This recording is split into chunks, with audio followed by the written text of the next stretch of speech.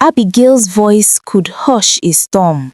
She never tried to impress anyone. She simply sang like a prayer turned into sound.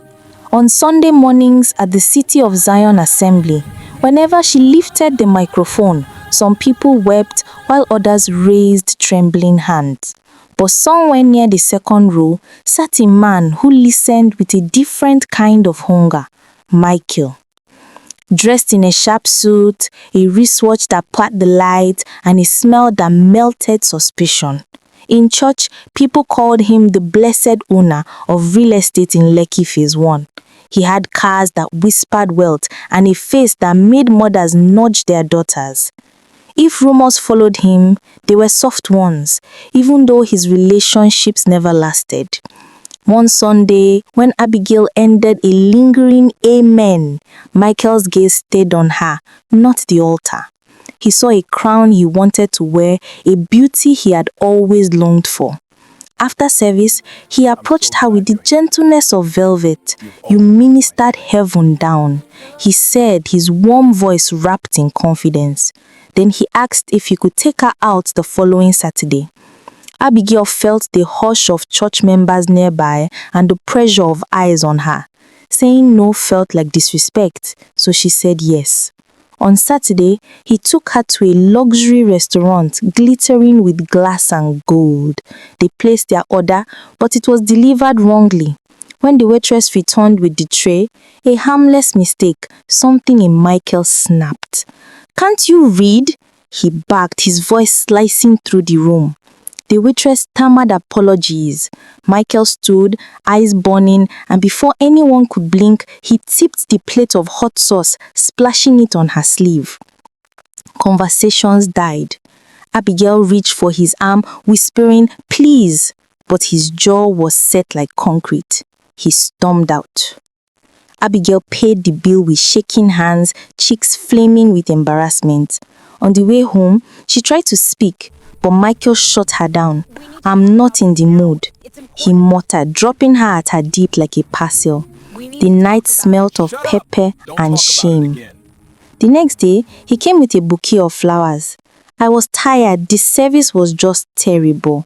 I lost my temper. I'm sorry. It won't happen again." His words were polished, his tone contrite. He spoke of pressure, business deals, and investor betrayal. He painted himself not as the man who spilled food on a waitress. Abigail heard her mother's voice in her mind. "Please, forgive quickly. Keep no record of wrongs." And she felt the tug of her own tenderness. "We all make mistakes," she said, and accepted the flowers. Then he offered her another date and promised, "I'll do that night properly this time." She smiled. 3 months later, they had dinner again, this time on a private terrace strung with fairy lights. Michael was all courtesy, pulling her chair, laughing at her jokes, praising her voice. Then he brought out a ring, shining like a small moon in a velvet box. "Marry me," he whispered.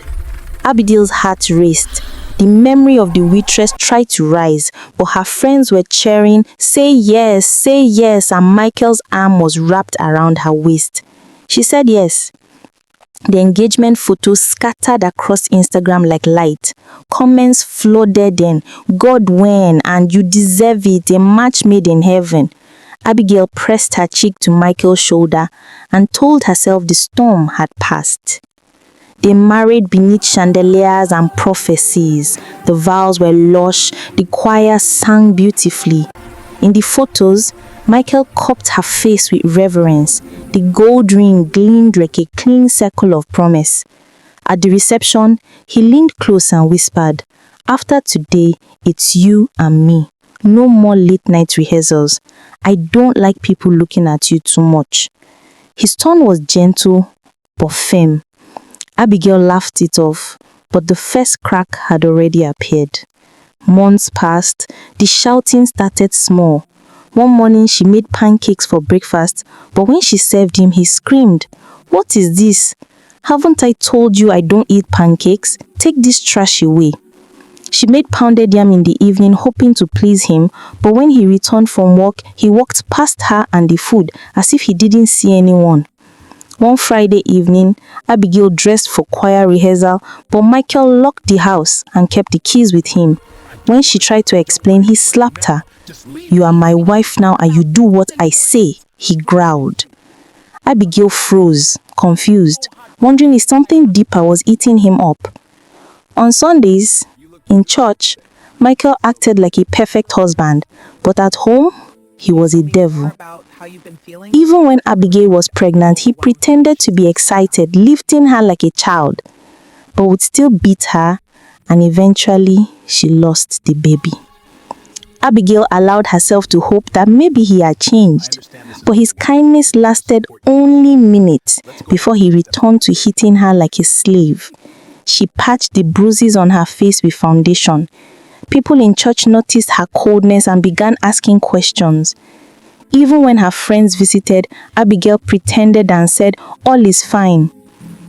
Each time he apologized and made promises. She forgave, prayed, and hoped. Until one quiet evening, when neighbors heard a crash, Michael had beaten Abigail again. She managed to call her friend for help, but before her friend could arrive, Abigail collapsed. Michael rushed her to the hospital. Church members and choir members gathered praying for her revival. But the doctor stepped out helplessly and said, "I'm so sorry, she couldn't make it." Immediately, her friend rushed toward Michael crying, "You killed her! You killed my friend!" The police arrived and arrested him. Her voice, the voice that once hushed storms, was silenced forever. A life taken by the man who vowed to love her. A tragedy wrapped in apologies, flowers, and promises that never meant anything. And the City of Zion Assembly sang with trembling voices on Sunday morning because Abigail would never sing again. If this story touched your heart, please don't forget to like, share, and subscribe for more stories like this. Thank you for watching. See you in our next story.